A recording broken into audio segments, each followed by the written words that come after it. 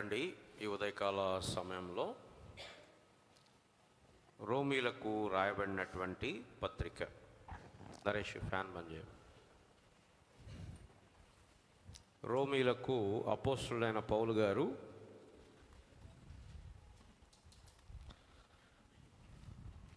రోమీలకు రాసినటువంటి పత్రిక.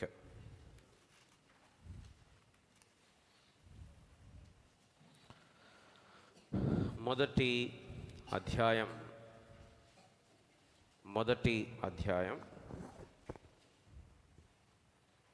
17వ వచనాన్ని అందరం కలిసి చదువుకుందాం. అపోస్తులైన పౌలు గారు రోమీలకు రాసినటువంటి పత్రిక మొదటి అధ్యాయం 17వ వచనం, కొత్త నిబంధనలో 133వ పేజీ. అందరం కలిసి చదువుకుందాం. ఎందుకనినా నీతిమంతుడు విశ్వాస మూలమున జీవించునని వ్రాయబడిన ప్రకారము విశ్వాస మూలముగా అంతకంతకు విశ్వాసము కలుగునట్లు దేవుని నీతి దాని యందు బయలుపరచబడుచున్నది.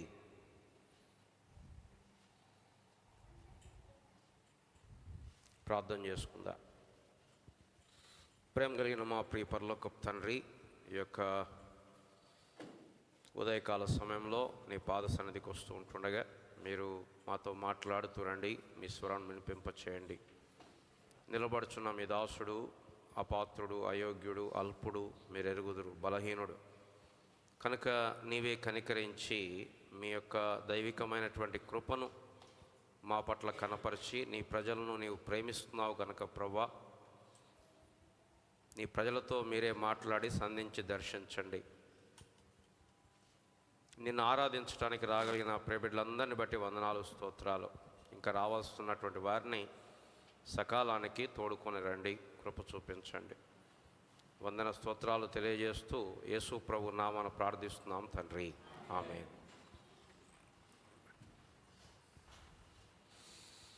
మనము రోమీల పత్రికను ధ్యానం చేస్తుంటుండగా 16 అధ్యాయాల రోమా పత్రికను ఒక్క మాటలో చెప్పాలి అంటే ఈ మొదటి అధ్యాయం 17వ వచనం గురించి మనం చెప్పవచ్చు. ఈ వచనం ఏం చెప్తుందంటే, నీతిమంతుడు విశ్వాస మూలమున జీవించును. Just shall live by faith. ఇది చాలా సామాన్యమైనటువంటి వాక్యము. అంటే దీంట్లో పెద్ద లోతుంది అని కూడా అనిపించదు, కానీ చాలా ప్రాముఖ్యమైన వాక్యముగా మనం చెప్పవచ్చు. ఎందుకంటే ఈ నీతిమంతుడు విశ్వాస మూలమున జీవించును అనే మాట బైబిల్లో 4 సార్లు రాయబడుతూ వచ్చింది. ముఖ్యంగా ఈ మాట ఎక్కడ రాయబడింది అంటే చూడండి, హబక్కూకు గ్రంథం 2వ అధ్యాయం. హబక్కూకు గ్రంథం 2వ అధ్యాయం. పాత నిబంధన బుక్ ఆఫ్ హబాక్కక్ 770వ పేజీ. బైబిల్లో 770వ పేజీ, 2వ అధ్యాయం 4వ వచనం మనం చూస్తూ ఉన్నాం. వారు యథార్థ పరులు కాక తమలో తాము అతిశయపడుదురు, అయితే నీతిమంతుడు విశ్వాస మూలముగా బ్రతుకును. ఇది మూల వాక్యం.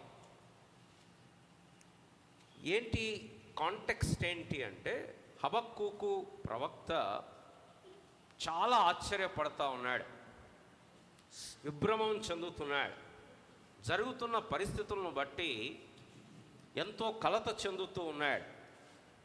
ఎందుకు అంటే 4వ వచనంలో, మొదటి అధ్యాయం 3వ వచనంలో, ఎక్కడ చూచినను నాశనము బలాత్కారము అగుపడుచున్నవి, జగడమును కలహమును రేగుచున్నవి, అందువలన ధర్మశాస్త్రము నిరర్ధకమాయను, న్యాయమెన్నడూ జరగకుండా మానిపోయాను.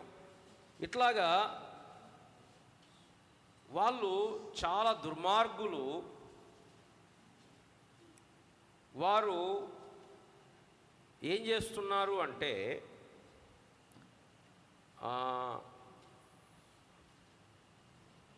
14వ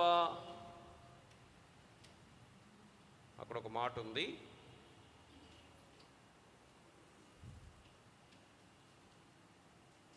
తమ కంటే నీతి గల వారిని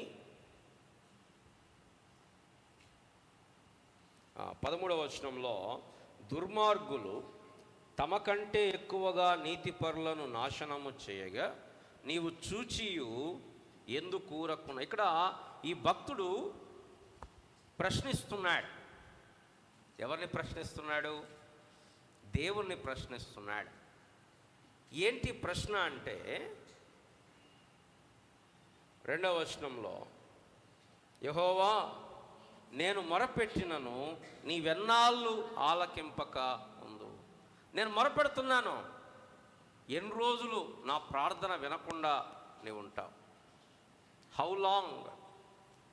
ఎప్పుడు వింటావు నా ప్రార్థన? 2వ ప్రశ్న, బలాత్కారము జరుగుతున్నదని నేను నీకు మొరపెట్టినను నీవు రక్షింపక ఉన్నావు. ప్రభా ఇది అన్యాయం, ప్రభా జరుగుతున్నది అక్రమం, ప్రభా జరుగుతున్నది మంచిది కాదు, ఇది దుర్మార్గత, ఇది దుష్టత్వము, ఎందుకు ఇలా జరుగుతుంది? నీవు నన్నెందుకు దోషము చూడనిచ్చుచున్నావు? బాధ నీవేళ ఊరకయే చూస్తున్నా. అంటే ఈయనకేమనిపిస్తుందంటే జరుగుతున్న పరిస్థితులను బట్టి దేవుడు ఏం యాక్షన్ తీసుకోవట్లేదు, దేవుడేమీ పట్టించుకోవట్లేదు, దేవుడేమీ పెద్దగా పట్టింపు కలిగి ఉండట్లేదు అనిపిస్తుంది ఈ గ్రంథకర్తకు. కారణం ఏంటి అంటే తన దేశంలోని పరిస్థితులు. ఏం జరుగుతుంది? వేరే దేశం వాళ్ళు వచ్చారు. వారు వచ్చి వారు ఏం చేస్తున్నారు అంటే వారు అన్యాయం చేస్తున్నారు. 4వ వచనంలో న్యాయము ఎన్నడూ జరగకుండా మానిపోయెను, భక్తిహీనులు వచ్చి నీతిపరులను చుట్టుకొందురు, న్యాయము చెడిపోవచ్చున్నది. కాబట్టి ఈ ప్రవక్త దేవుని ప్రశ్నిస్తూ ఉన్నాడు, ఎందుకు ప్రభువా ఇలా జరుగుతుంది? ఎన్నాళ్ళు ఇలా జరుగుతుంది? చాలాసార్లు మన జీవితాల్లో కూడా ప్రశ్నలు వస్తూ ఉంటాయి. కీర్తనాకారులు వారి కీర్తనలో కూడా చాలాసార్లు వారు దేవునికి ప్రశ్నలు సంధిస్తూ వచ్చారు. చూడండి, కీర్తనల గ్రంథం 13వ అధ్యాయం, కీర్తనల గ్రంథం 13వ అధ్యాయం. యెహోవా ఎన్నాళ్ళ వరకు నన్ను మరచిపోదువు, నిత్యం మరిచెదవా? అంటే ఈ కీర్తనకాడికి అనిపిస్తుంది దేవుడు మర్చిపోయాడు అని చెప్పి అనిపిస్తూ ఉంది. కాబట్టి ఆయన ఏమడుగుతున్నా అంటే, ప్రభా నువ్వు మర్చిపోయావా అంటలా, ఎంతకాలం మర్చిపోతావు అంటే ఆల్రెడీ మర్చిపోయావు ప్రభా, చాలా రోజులైంది, ఎట్లయినా కొంచెం జ్ఞాపకం తెచ్చుకో అంటున్నాడు. ఇంకా ఏమంటున్నాడు? నిత్యము మరచెదవా, నాకెంతకాలము విముఖుడవయుందువు, ఎంతవరకు నా మనస్సులో నేను చింతపడుదును, ఎంతవరకు నా హృదయములో పగలంతయు దుఃఖాక్రాంతుడనయుందును, ఎంతవరకు నా శత్రువు నా మీద తన్ను హెచ్చించుకొనును. యెహోవా నా దేవా నా మీద దృష్టి ఉంచి నాకు ఉత్తరమేమో. కాబట్టి మన జీవితంలో కూడా చాలాసార్లు ప్రశ్నలు వస్తూ ఉంటాయి, ఎందుకు ఇలా జరుగుతూ ఉంది, ఎందుకు ఆలస్యం అవుతూ ఉంది, ఎందుకు దేవుడు ప్రార్థన ఆలకించట్లేదు,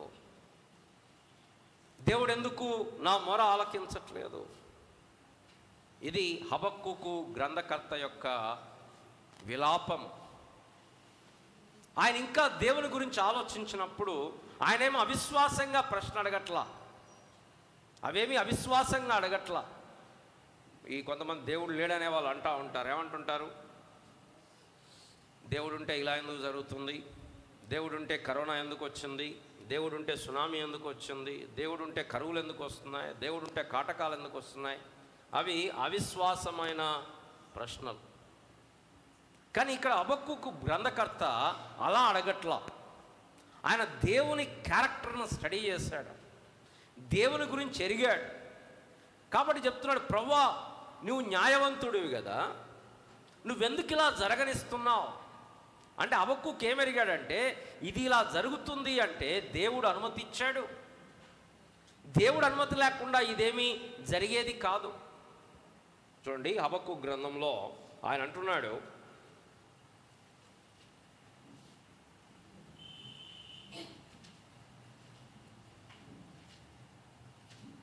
పదమూడవ వచనం, నీ కనుదృష్టి దుష్టత్వము చూడలేనంత నిష్కలంకమైనది కదా, బాధించువారు చేయు బాధను నీవు దృష్టింపజాలవు కదా, కపటులను నీవు చూచియు దుర్మార్గులు తమ కంటే ఎక్కువ నీతిపరులను చూచియు నాశనము చేయగా నీవు చూచియు ఎందుకు ఊరకున్నావు?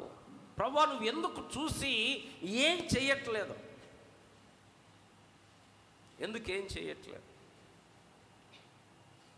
హబక్కూకు ఆయన ప్రశ్నలన్నీ అడిగి 2వ అధ్యాయం మొట్టమొదటి వచనంలో, ఆయన నాకు ఏమి సెలవిచ్చునో నా వాదము విషయమై నేనేమి చెప్పుదునో చూచుటకై నేను నా కావలి స్థలము మీదను గోపురం మీదను కనిపెట్టుకొని ఉందుననుకొనగా.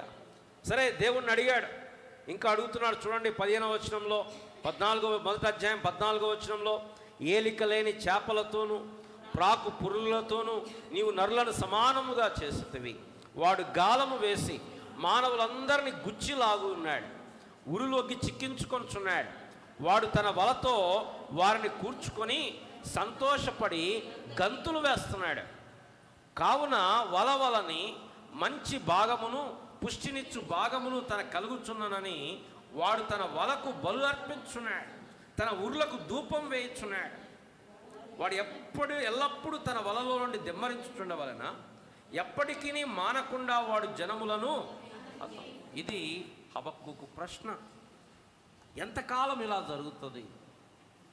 ఎంతకాలం దేవుడు ఇలా అనుమతిస్తాడు? ప్రభువా నువ్వేం చేస్తున్నావు? ప్రభువా నువ్వెందుకు ఇలా అనుమతిస్తున్నావు? నువ్వెట్లా ఉన్నావంటే ఏమీ చెయ్యలేని వాని వలె ఉన్నావు. ఇర్మియా ప్రవక్త కూడా ఒక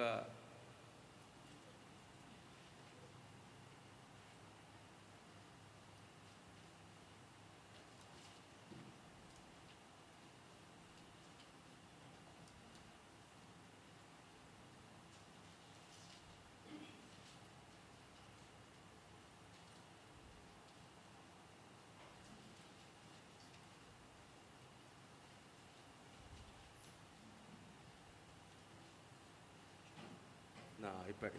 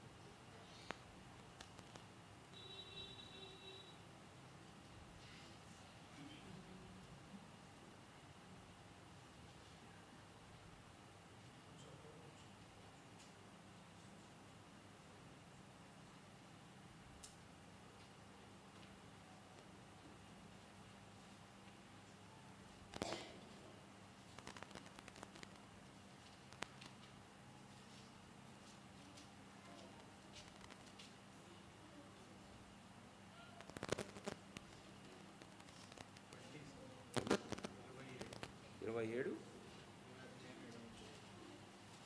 భ్రమసిన అదేనా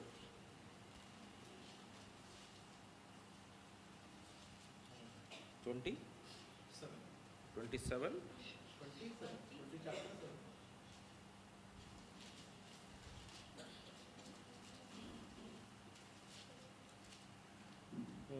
27వ వచనమా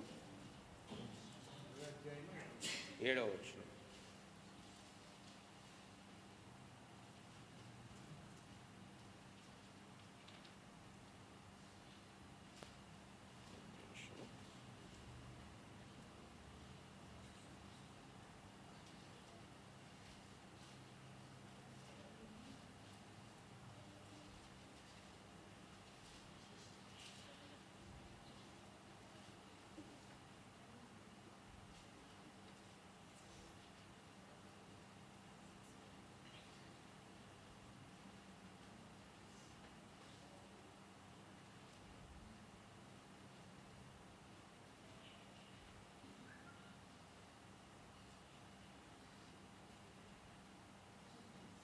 14వ అధ్యాయం 9వ వచనం. 14వ అధ్యాయం 9వ వచనం. భ్రమసియున్న వాని వలను రక్షింప లేని శూరుని వలెను నీవేలయున్నావు. ఇక్కడ ఆయన అడుగుతున్నాడు, తనకున్న పరిస్థితిని బట్టి ఆయన అడుగుతున్నాడు. ఏమంటున్నాడు? 7వ వచనంలో 8వ వచనం. ఇశ్రాయేలునకు ఆశ్రయుడా, కష్టకాలమున వారికి రక్షకుడా, మా దేశములో నీవేళ పరదేశి వలె ఉన్నావు. ఏలా రాత్రి వేళను బస చేయుటకు గుడారం వేయు ప్రయాణస్తుని వలె ఉన్న. ప్రయాణస్తులు ఏం చేస్తారు? పెద్దగా పట్టించుకోరు ఏం జరుగుతుంది ఏంటి. ఎందుకు? వాళ్ళు ఈరోజు ఉంటారు, రేపు వెళ్ళిపోతారు. ఇప్పుడు విదేశస్తులు వచ్చారనుకోండి, వాళ్ళు ఇక్కడ టీఆర్ఎస్ గవర్నమెంట్లో ఉందా, కాంగ్రెస్ గవర్నమెంట్లో ఉందా, వాళ్ళేం పెద్ద పట్టించుకోరు. ఎందుకంటే వాళ్ళ సంబంధం లేదు, వాళ్ళ దేశం కాదు ఇది. ఇప్పుడు ఈ ప్రవక్తకి ఏమనిపిస్తుందంటే, దేవుడు కూడా ఎలా ఉన్నాడు అనిపిస్తుందంటే, గుడారం వేసుకొని తెల్లారు వెళ్ళిపోతాడే అలా ఉన్నావు. ఇంకేమంటున్నాడు? భ్రమసియున్న వాని వలెను రక్షింపలేని శూరుని వలెను నీవేళ ఉన్నావు. ఇక్కడ చాలాసార్లు మన జీవితంలో కూడా ఇదే ప్రశ్నలు వస్తూ ఉంటాయి. ఏమేం ప్రశ్నలు చూసాం? హబక్కూకు అడిగిన ప్రశ్నలు చూసాం. దావీదు కీర్తనాకారుడు 13వ అధ్యాయంలో అడిగిన ప్రశ్నలు చూసాం. ఇర్మియా ప్రశ్నలు మనము చూస్తే, ఇలా చూసుకుంటూ పోతే చాలా ప్రశ్నలు మనకు కనపడతాయి. ఎందుకు ఇలా జరుగుతుంది? దేవుడు ఎందుకు చూస్తూ? దావీదు ప్రశ్న ఏంటి? ఎంతకాలం? దావీదు ప్రశ్న ఏంటి? ఎంతకాలం? హబక్కూకు ప్రశ్న ఏంటి? ఎందుకు? ఎందుకు ఇలా జరుగుతుంది? ఇర్మియా ప్రశ్న ఏంటి?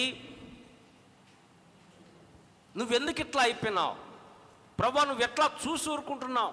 అంటే చేతగానోడు ఎట్లా చూసుకుంటూ నాకేం సంబంధం లేదు అనుకుంటాడో, ప్రభా నువ్వు అట్లనే ఉన్నావు, నువ్వు చెయ్యట్లేదు ప్రభా. ఇది వారి ప్రశ్న. దీనికి జవాబు ఏంటి? నిజంగా దేవుడు చేతకాని వాని వలె ఉన్నాడా? నిజంగా దేవుడు చెయ్యలేక, వామ్మో ఈ సాతానుడు చాలా దుర్మార్గుడు, నేను మంచిగా చేసిన ప్రపంచాన్ని వాడు మొత్తం చెడగొట్టేశాడు, ఇక నేనేం బాగు చేయలేను, దీనికి అంతే, ఇక దాని వాళ్ళ కర్మ వాళ్ళు పడతారులే, నాకు సంబంధం లేదు అని వదిలేశాడు ఆ దేవుడు. దానికి జవాబు ఏంటంటే, నీతిమంతుడు విశ్వాస మూలమున జీవించును. నీతిమంతుడు జ్ఞానమును బట్టి జీవించేది కాదు. అంటే కొంతమంది ఏమనుకుంటారు, మొత్తం అర్థం కావాలా, దేవుడు ఎందుకు ఇలా చేశాడు, లాజిక్ కావాలా, రీజనింగ్ కావాలా. పిల్లరా, దేవుని పిల్లలముగా మనకు సమస్తం అర్థం కావాల్సిన పని లేదు. దేవుడు ఎందుకు ఇలా చేశాడు దానికి అర్థం కావాల్సిన పని లేదు. ఒక చక్కని ఉదాహరణ మనకి యోబు జీవితంలో కనపడుతుంది. యోబు జీవితంలో యోబు చాలా భక్తిపరుడు, దేవుని యందు భయభక్తులు కలిగిన వాడు. ఎంత భయభక్తులు కలిగిన వాడంటే, తన పిల్లలు పెద్దవాళ్ళు అయిన తర్వాత కూడా వాళ్ళు బయటికి బాగానే ఉన్నారు, లోపల దేవుణ్ణి దూషించారేమో అని వాళ్ళ పక్షంగా దహన బలి అర్పించేవాడు. అతను ఎంత భక్తి గలవాడు! ఆశీష్ కూర్చో. ఎంత భక్తి గలవాడు అంటే, దేవుడే సాతానుతోటి చూసావా యోబుని అన్నంత భక్తి గలవాడు. ఈ భక్తి గలవాని జీవితం ఒకరోజు తల్లక్రిందులైపోయింది. ఎంత తలక్రిందులైపోయిందంటే, మనం ఎవ్వరం కూడా ఆయన పడిన శ్రమలలో నాకు తెలిసి 1% కూడా మనకి సంభవించి ఉండదేమో. ఒక్క రోజులో తన జీవితం అప్స్ అండ్ డౌన్స్ అయిపోయింది. 10 మంది పిల్లలు, 10 మంది పిల్లలు, పెద్దవారు, చిన్నపిల్లలు కాదు, పెద్దవారు, 10 మంది పిల్లలు. అది యాక్సిడెంట్, అంటే వీళ్ళు ర్యాష్గా వెళ్ళి అట్లా చనిపోయింది కాదు, సుడిగాలు వచ్చి కొట్టినందున ఆ భవనం కూలి 10 మందిలో ఒక్కళ్ళు కూడా బతకలే, అందరూ చనిపోయారు. ఒకవైపు ఒంటెలన్నీ పోయినాయి, గొర్రెలన్నీ పోయినాయి, పశువులన్నీ పోయినాయి. అప్పటి వరకు ఆయన రాజు, మరుక్షణంలో ఒక సామాన్యమైన వ్యక్తి అయిపోయాడు. పిల్లలు లేరు, ఐశ్వర్యం లేదు. అప్పటిదాకా పూర్తిగా లేకపోతే పర్వాలేదు, కానీ అప్పటిదాకా ఆయన గొప్ప ధనవంతుడు. దేశంలోనే అతనికంటే ధనవంతుడు లేడు. మొత్తం పోయింది. ఏమన్నాడు? యెహోవా ఇచ్చను, యెహోవా తీసుకున్నాను. అక్కడికి ఆగాడ సాతానుడు? ఆగల. ముందు దేవుడు ఆగల. సాతాను కదిలియట్లేదు దేవుణ్ణి, దేవుడే సాతాన్ని కదిలిస్తున్నాడు. మళ్ళీ దేవుడే అన్నాడు సాతానుతోటి, చూసావా మా యోబు, చూసావా ఆస్తి అంతా పోయినా, పిల్లలంతా పోయినా, చూసావా ఎట్లా భక్తిని పట్టుకున్నాడో, యథార్థతను పట్టుకున్నాడో. అంటే సాతాను అంటాడు, ప్రాణం ఉన్నంత వరకు ఏదేం చేస్తారు మానవులు. అంతకుముందు ఏమన్నాడు? నువ్వు ఆశీర్వాదాలు ఇచ్చావు కాబట్టి నేను పూజిస్తున్నాడు, నువ్వు ఆశీర్వాదాలు తీసేసేయి. నువ్వు ప్రార్థన ఆలకిస్తున్నావు కాబట్టి నువ్వు ఆరాధన చేస్తున్నారు వాళ్ళు. నువ్వు వాళ్ళు అడిగింది వాళ్ళకి ఇస్తున్నావు కాబట్టి ఆరాధన చేస్తున్నారు. నువ్వు అడిగింది వాళ్ళకి ఇవ్వకుండా ఉండు. నువ్వు ఆరోగ్యం ఇచ్చావు కూడా ఆరాధన చేస్తున్నారు. అనారోగ్యం ఇచ్చి చూడు. నువ్వు అవసరాలు తీరుస్తున్నావు కాబట్టి ఆరాధిస్తున్నారు. అవసరాలు తీర్చకుండా ఉండు. ఇది సాతానుడి ఛాలెంజ్. సరే, తర్వాత యోబు యొక్క ఆరోగ్యం మొత్తం పోయింది. ఎంత ఆరోగ్యం పోయిందంటే, అంత రాజు లాంటి వాడు చిల్ల పెంకు తీసుకొని గోక్కుంటూ బూడిదలో కూర్చున్నాడు. తన భార్య అన్నది, ఇక చచ్చిపోరాదు, ఎందుకు నువ్వు దేవుణ్ణి దూషించి చచ్చిపో అంటే, దేవుడు అని ఇన్ని రోజులు పట్టుకున్నావు కదా, ఏం చేశాడు దేవుడు? కాబట్టి ఇప్పుడు ఏం చేయి? నువ్వేదో బాధలో పడుతున్నావు కదా, చచ్చిపోయినా అట్లా దేవుణ్ణి దూషించి చచ్చిపో. ఇదే ఆయన పరిస్థితి. సో ఈ లోపల ఫ్రెండ్స్ వచ్చారు, 3 ఫ్రెండ్స్ వచ్చారు, చాలా సన్నిహితమైన స్నేహితులేమో. వాళ్ళు వచ్చి ప్రసంగాలు స్టార్ట్ చేశారు. ఎవరి దగ్గర?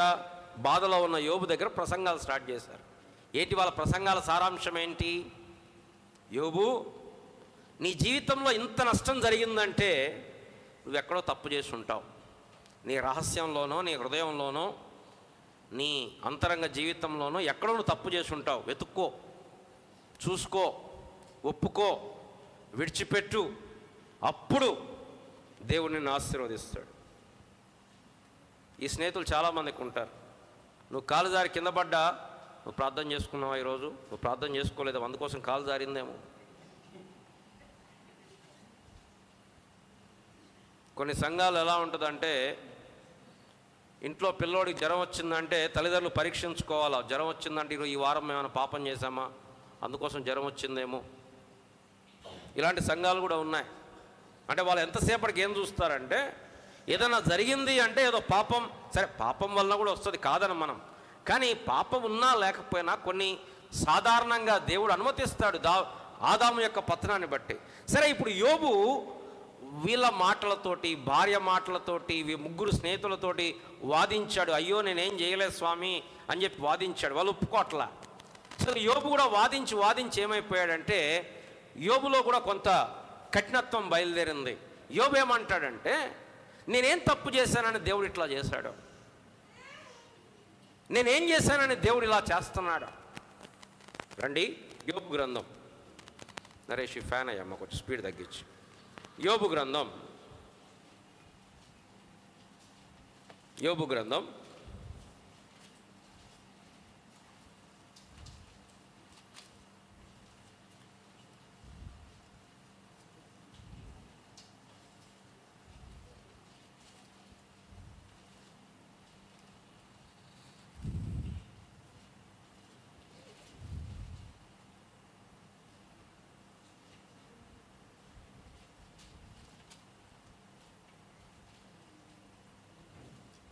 23వ అధ్యాయం. చాలా ఉన్నాయి, కొన్ని వచనాలు మనం చూద్దాం. ఏమంటున్నాడు?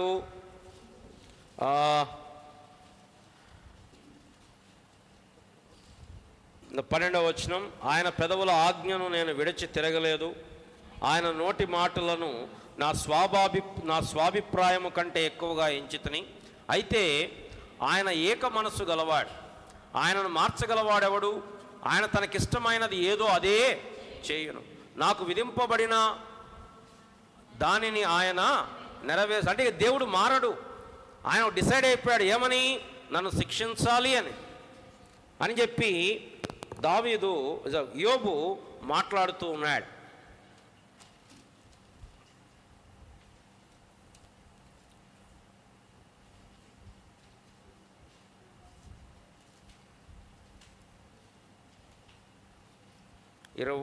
ముప్పై ఒకటో అధ్యాయం 33వ వచనం. ఆదాము చేసినట్లు నా దోషములను దాచిపెట్టుకొని మహాసమూహమునకు భయపడి కుటుంబముల తిరస్కారం జడిసి నేను మౌనముగా ఉండి ద్వారము దాటి బయలు వెళ్ళక రొమ్ములో నా పాపమును కప్పుకొని ఎడల పరమునున్న దేవుని దృష్టికి వేషధారినవుదును. నా మన వినుటకై నాకు ఒకడు ఉండవాలని నేను ఎంతో కోరుచున్నాను. ఇదిగో నా చేవరాలు గుర్తు, ఇదిగో నా ప్రతివాది వ్రాసిన ఫిర్యాదు, సర్వశక్తుడు నాకు ఉత్తరం ఇచ్చునుగాక. ఏమన్నాడు? దేవుడు నాకు జవాబు ఇవ్వాలి. ఇదిగో నేను సంతకం పెడుతున్నాను, దేవుని రమ్మనండి, నేను మాట్లాడతాను. దేవుని రమ్మనండి, నేను మాట్లాడతాను. ఎందుకు? దేవుడు నాకు అన్యాయం చేస్తున్నాడు, దేవుడు నాకు అన్యాయం చేస్తున్నాడు. ఇది యోబు యొక్క ఆర్గ్యుమెంట్. దేవుడు అన్యాయం చేస్తున్నాడు, రమ్మని నేను మాట్లాడతా దేవునితో. నేను మాట్లాడదామంటే దేవుడు దొరకట్లా. నేను ఎక్కడికి పోయినా అక్కడ కనపడట్లా. ఆయన నాకు జవాబు ఇవ్వమను. నేనేం చేశానని, నేనేం తప్పు చేశానని, నేనేం పాపం చేశానని ఇంత గొప్ప శిక్ష. రమ్మని నేను మాట్లాడతా దేవుణ్ణి. దేవుడు వచ్చాడు. దేవుడు యోబు దగ్గరకు వచ్చాడు. వచ్చి ఏం చెప్పాలా? యోబు, సారీ అమ్మా, నువ్వేమనుకోకు, నేను సాతాను పందెం కట్టుకున్నాం. ఈ పందెంలో నువ్వు అనవసరంగా బలైపోయినావు. నువ్వేం బాధపడకలే, నీకు వేరేది ఇస్తానులే. నీకు 10 మంది కాకపోతే 20 మంది పిల్లల్ని ఇస్తాను, ఎందుకు అంత భయపడతావు? దేవుడు అది చెప్పలా. దేవుడు ఆయన ఏం చెప్పాడు అంటే, ఏం చెప్పాడు దేవుడు? తాను చేసిన సృష్టిని చూడమన్నాడు, తాను చేసినటువంటి నక్షత్రాలను చూడమన్నాడు, ఆకాశమును చూడమన్నాడు, జంతువులను చూడమన్నాడు. దేవుని ఆర్గ్యుమెంట్ ఏంటంటే, యోబు, నన్ను ప్రశ్నించటానికి నువ్వెవరివి? నీ జీవితంలో ఏదో అన్యాయం జరిగిందని హౌ కెన్ యూ క్వశ్చన్ మీ? దేవుడు ఎవ్వరికి ఎక్స్ప్లెనేషన్ ఇవ్వాల్సిన పని లేదు. ఎందుకంటే దేవుడు ఎప్పుడు తప్పు చేయడు. దేవుడు అసలు తప్పు చేసే ఛాన్సే లేదు. No matter what may happen. రండి యోబు గ్రంథం. దేవుడు ఏం మాట్లాడుతున్నాడు?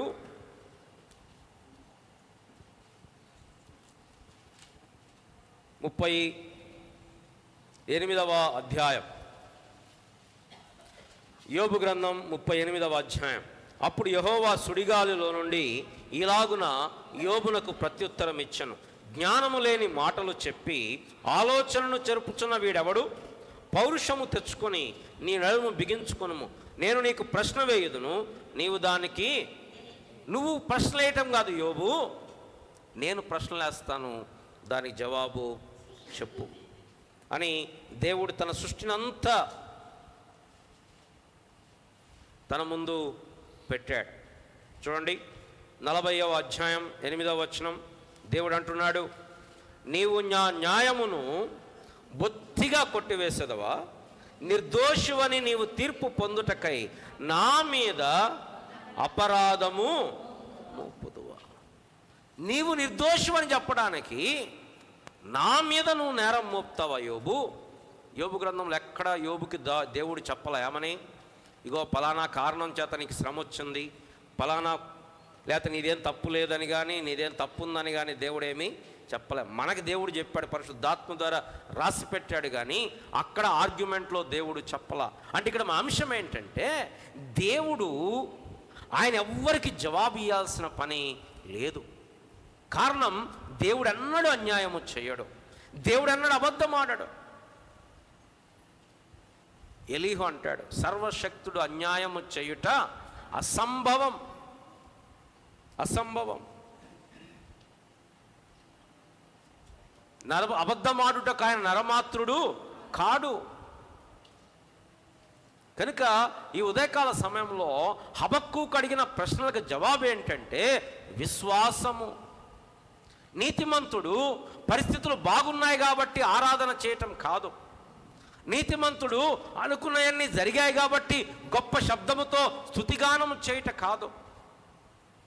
నీతిమంతుడు దేన్ని బట్టి ఆరాధన చేస్తాడు అంటే, లేదా దేన్ని బట్టి జీవిస్తాడు అంటే విశ్వాసమును బట్టి జీవిస్తాడు. పరిస్థితులు బాగున్నా బాగలేకపోయినా, ఆరోగ్యమున్నా అనారోగ్యమున్నా, అడిగింది దేవుడిచ్చినా ఇయ్యకపోయినా, అనుకున్నది జరిగినా జరగకపోయినా, మన చుట్టూ ఉన్నవారు మనల్ని మెచ్చుకున్నా మనల్ని నిందించినా, మనల్ని ఘనపరిచినా మనల్ని తూలనాడినా, నీతిమంతుడు విశ్వాస మూలమున జీవించును. కాబట్టి హబక్కూకు గ్రంథకర్త ఆయన దేవుణ్ణి ప్రశ్నిస్తూ ముందుకు సాగిరాడు. చూడండి, హబక్కూకు గ్రంథం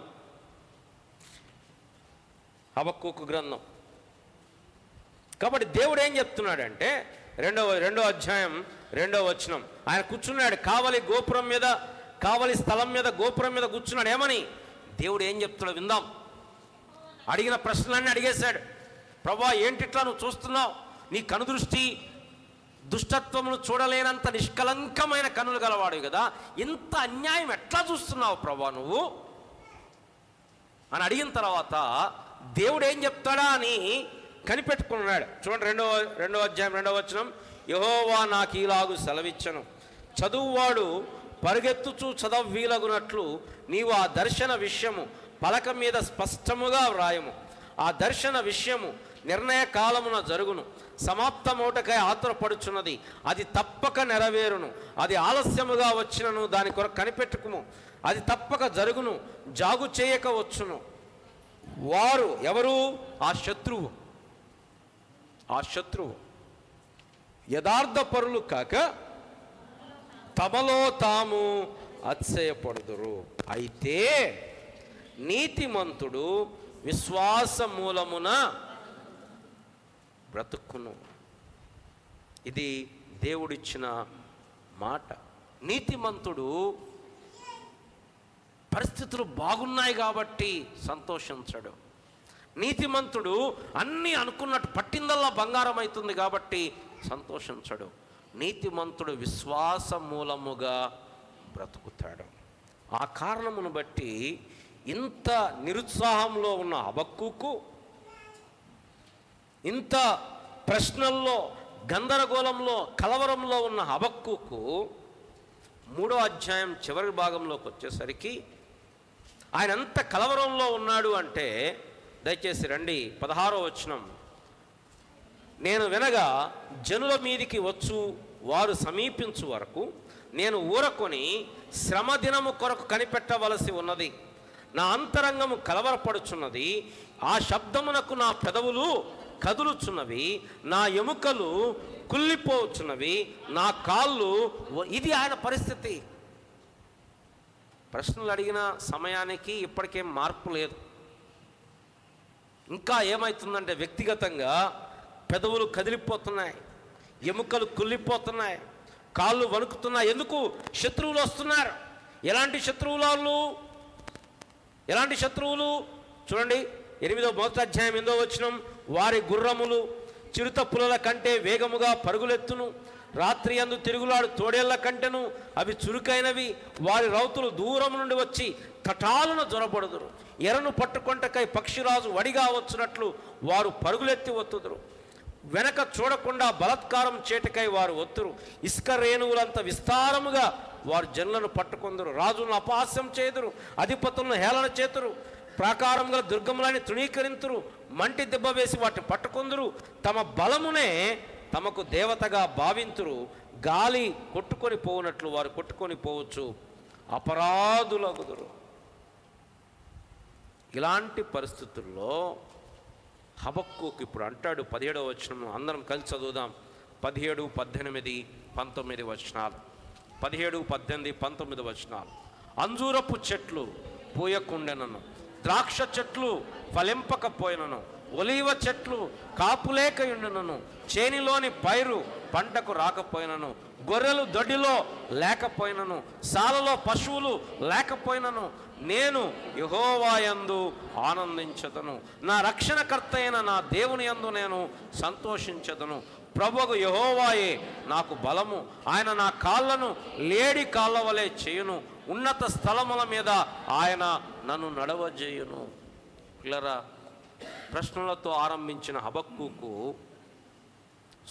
దేవుని స్తుతించడంతో ముగిస్తున్నాడు, ఆనందముతో ముగిస్తున్నాడు. ఏంటి, శత్రువులు వెళ్ళిపోయారా? శత్రువులు ఓడిపోయారా? శత్రువులు వెళ్ళిపోయారా? అశూరీయులు వెళ్ళిపోయారా? ఎలాలా? వాళ్ళు ఓడిపోయారా? వాళ్ళేం ఓడిపోలే. మరి ఏం మార్పు జరిగింది? హబక్కూకు దేవునిలో ధైర్యం తెచ్చుకున్నాడు, హబక్కూకు దేవునిలో బలపడ్డాడు, దేవునిలో హబక్కూకు సంతోషిస్తున్నాడు. కాబట్టి ఇప్పుడు హబక్కూకు విశ్వాసంతో ఏం చెప్తున్నాడు అంటే, దేశం పక్కన పెట్టండి, నా వ్యక్తిగత జీవితంలో అంజూరపు చెట్లు పూయకుండినను, ద్రాక్ష చెట్లు ఫలింపకపోయినను, ఒలీవ చెట్లు కాపులేకయుండినను, చేనిలోని పైరు పంటకు రాకపోయినను, గొర్రెలు దొడిలో లేకపోయినను, సాలలో పశువులు లేకపోయినను, నేను యెహోవా యందు ఆనందించదను, నా రక్షణకర్త అయిన నా దేవుని యందు నేను సంతోషం. ప్రభువు యెహోవాయే నాకు బలము, ఆయన నా కాళ్ళను లేడి కాళ్ళ వలె చేయను, ఉన్నత స్థలం మీద ఆయన నన్ను. చాలాసార్లు మన సాక్ష్యాలు వింటుంటే చెప్తా ఉంటారు, నేను ప్రార్థన చేశాను, దేవుడు ఆలకించాడు, దాన్ని బట్టి మీ అందరి ముందు పంచుకుంటున్నాను అంటారు. మంచిది, సంతోషం. అయితే ఆయన ప్రార్థన ఆలకించకపోయినా మనం సంతోషించాలి. అంజూరపు చెట్లు మన పంటలు ఫలించకపోయినా, ఆదాయం లేకపోయినా, నష్టం వచ్చినా, అనారోగ్యం వచ్చినా మనం ప్రభు యందు ఎందుకు? ఆయనతో పోలిస్తే ఇవేవి శాశ్వతమైనవి కావు, ఇవన్నీ ఒకనాడు గతించిపోయాయి. మనం ఆరోగ్యం ఉన్నంత మాత్రాన 100 సంవత్సరాలు ఏం బ్రతకం. మనం అనుకున్నది జరిగినంత మాత్రాన మనం పరలోకం చేరం. ఈ లోకం చాలా అశాశ్వతమైనది. మనం ఈ సమయంలో ఉన్నాం, రేపు ఉంటామో లేదో మనకు తెలియదు. దేవుడు మనం ఏం కావాలని కోరుతున్నాడంటే నిత్యత్వము ఆయనతో ఉండాలని కోరుతున్నాడు. కనుక మన విశ్వాస జీవితంలో మన యొక్క ప్రాముఖ్యమైన అంశం విశ్వాసం. విశ్వాసం అంటే ఏంటో 2వ వర్తమానంలో మనం చూద్దాం. ఈ కాంటెక్స్ట్లో వాడబడిన ఈ వాక్యాన్ని అపోస్తలుడైనటువంటి పౌలు గారు దేవుని సువార్త ఏంటి అని వివరించటానికి రోమీలకు రాయబడిన పత్రిక 1వ అధ్యాయంలో ఈ మాట చెప్పాడు. ఇదే మాట గలతీలకు రాయబడిన పత్రిక 3వ అధ్యాయం 11వ వచనంలోనూ చదవండి ఒక మాట. గలతీలకు రాయబడిన పత్రిక 3వ అధ్యాయం 11వ వచనం. ధర్మశాస్త్రము చేత ఎవడును దేవుని ఎదుట నీతిమంతుడని తీర్చబడుడను సంగతి స్పష్టమే. ఏలయనగా నీతిమంతుడు విశ్వాస మూలముగా జీవించును. హెబ్రీలకు రాయబడిన పత్రిక 10వ అధ్యాయం, హెబ్రీలకు రాయబడిన పత్రిక 10వ అధ్యాయం 37, 38 వచనాలు. ఇక కాలము బహు కొంచెముగా ఉన్నది, వచ్చుచున్నవాడు ఆలస్యము చేయక వచ్చును. నా ఎదుట నీతిమంతుడైన వాడు విశ్వాసం మూలముగా జీవించును గాని అతడు వెనుక తీసిన ఎడల అతని యందు నా ఆత్మకు సంతోషము ఉండదు.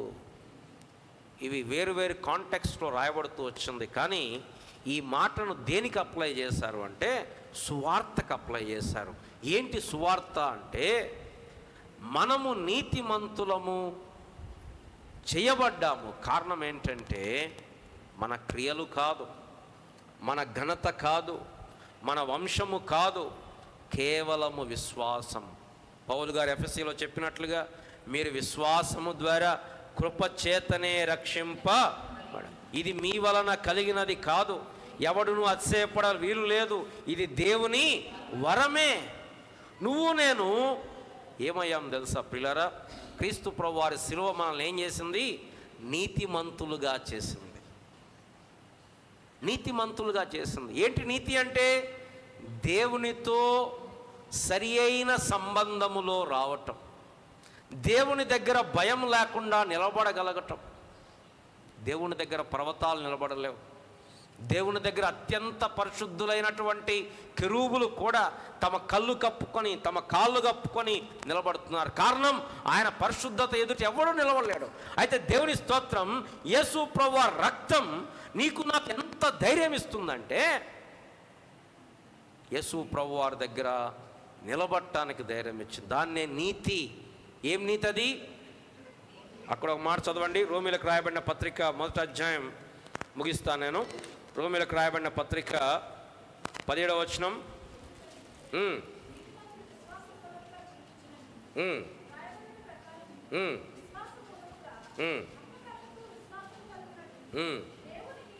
దేవుని నీతి, కలువరి శిలువ ఇచ్చేది మానవ నీతి కాదు. మానవ నీతి ఏంటి? దాన ధర్మాలు చేయటం, లేకపోతే ఇంకేదైనా చేయటం, ఇవన్నీ మానవ సంబంధమైన నీతి. మంచివే అవి, కానీ బైబిల్ చెప్తుంది అవి దేవుని ఎదుట మురికి పేలికలు. వాటి ద్వారా మనకి రక్షణ రాలేదు. 2 కొరింథీ 5:21లో ఏలయనగా మనమాయన యందు దేవుని నీతి అగునట్లు పాపమెరుగని ఆయనను మన కోసము మనమాయన యందు ఏం కావాలని? ఇది దేవుడు మాత్రమే ఇవ్వగలిగిన నీతి. ఇది మనుషులు ఇచ్చే నీతి కాదు. ఇది మనం సంపాదించుకునే నీతి కాదు. ఇది బయట దొరికేది కాదు. దేవుని దగ్గర నిలబడాలి అంటే దేవుని నీతే కావాలి. ఆ నీతి ఎవరిచ్చారు నీకు నాకు అంటే, యేసుక్రీస్తు ప్రభువారి కలువరి శిలువలో మన పాపములన్నీ ఆయన మోసుకొని, అక్కడ సగం పార్ట్ అయింది, పాపములన్నీ మోసాడు. కాబట్టి ఏమైంది? మన పాపాలకు శిక్ష తొలగిపోయింది, మన కేసులన్నీ కొట్టివేయబడ్డాయి. కానీ మనం నీతిమంతులం కాలే. అప్పటికి కేసులు పోయాయి, కానీ నీతి అర్థమవుతుంది నేను చెప్పేది. మనం కేసులు పోయాయి, మనకు ఉద్యోగం ఇయ్యరు. ఎందుకు? క్వాలిఫికేషన్ కావాలి కదా. ఉద్యోగం కావాలంటే ఏం కావాలా? క్వాలిఫికేషన్ కావాలా. క్వాలిఫికేషన్ ఎవరి దగ్గర ఉంది? యేసు ప్రభు దగ్గర ఉంది. ఆయన నీతిగా జీవించాడు, ఒక్క ఆజ్ఞ కూడా మీరకుండా జీవించాడు. ఆ నీతి మనకు ఆపాదించాడు. మన పాపమంతా ఆయన మీద మోసుకొని ఆయన నీతి.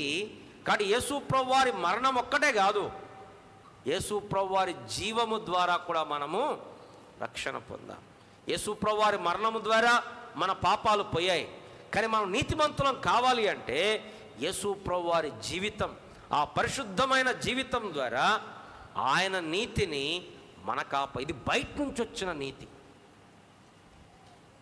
ఇది మన సొంతంగా మనం చాలాసార్లు మనం అనుకుంటాం, నేను ఇంత 40 రోజులు ప్రార్థన చేశాను కాబట్టి దేవుడు ఇచ్చాడు, లేకపోతే నేను చందా ఇచ్చాను కాబట్టి దేవుడు, ఇలా అనుకుంటూ ఉంటాం కొన్నిసార్లు. మనం గుర్తుపెట్టుకోవాల్సింది ఏంటంటే అవి దేవుని దగ్గర లెక్కలోకి రావు. కనుక ఈ ఉదయకాల సమయంలో ఈ మాట మన జీవితంలో బలముగా నాటుకొనుగాక. నీతిమంతుడు విశ్వాసమూలముగా జీవించు. మనం ఆరాధనలోకి వెళ్దాం. సండే స్కూల్ పిల్లలు సండే స్కూల్కి వెళ్తారు.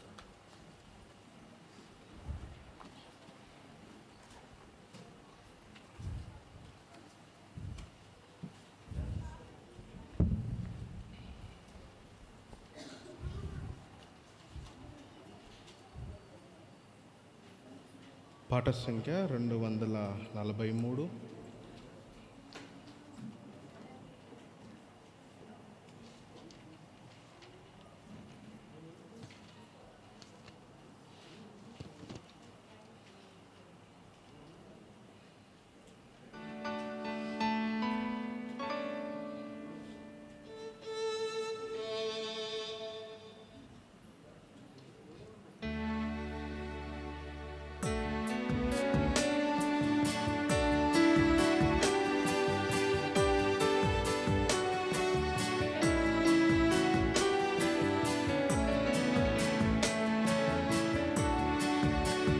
ఆనందముగా యెహోవా